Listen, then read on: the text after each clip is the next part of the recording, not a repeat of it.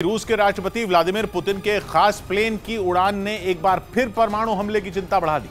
खबर है कि मैक्स डोम नाम का यह खास प्लेन 9 मई की परेड में शामिल होगा। पहले ही अटकलें लगाई जा रही थी कि 9 मई को यूक्रेन की जंग में कुछ बहुत बड़ा हो सकता, और अब इन अटकलों में मैक्स डोम प्लेन की एंट्री हो गई।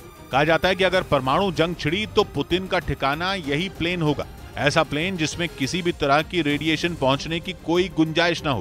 पूरे प्लेन में एक भी खिड़की नहीं है। कहते हैं ये हवा में उड़ता हुआ क्रेमलिन है, यानी रूस की पूरी सरकार। दावा यह है कि अगर परमाणु जंग छिड़ी तो इसी प्लेन से पुतिन अपनी फौज और अपना देश दोनों को संभालते रहेंगे। लेकिन ये खबरों में इसलिए है क्योंकि इसे मॉस्को में उड़ते हुए देखा गया है। 9 मई को विक्ट्री डे परेड होने वाली है, जिसकी तैयारियां जोरों पर हैं। मैक्स डोम पर रूस के अफसरों ने दावा किया है कि इस बार ये प्लेन भी विक्ट्री डे परेड का हिस्सा बनेगा, जबकि 2010 के बाद कभी भी ऐसा नहीं हुआ है कि इस प्लेन को विक्ट्री डे की परेड में शामिल किया गया। इसीलिए अब अटकलें लगाई जा रही हैं कि शायद रूस की तैयारी किसी परमाणु जंग की है, और उसका दिन भी 9 मई को ही तय किया गया है। पश्चिमी मीडिया तो पहले से 9 मई को डूम्सडे मतलब कयामत का दिन कहने लगा है। ऊपर से मैक्स डोम प्लेन की उड़ान की तस्वीरें इस बात को और भी हवा दे रही हैं। 9 मई को दूसरे विश्व युद्ध का अंत हुआ था, जब नाजी जर्मनी ने सोवियत संघ के सामने सरेंडर किया था।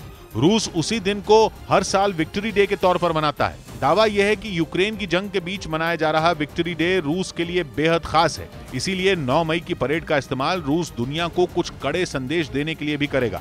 मैक्स डोम की उड़ान भी ऐसा ही संदेश हो सकती है, जिसके जरिए रूस ये बताने की कोशिश करेगा कि वो परमाणु जंग के लिए भी तैयार है।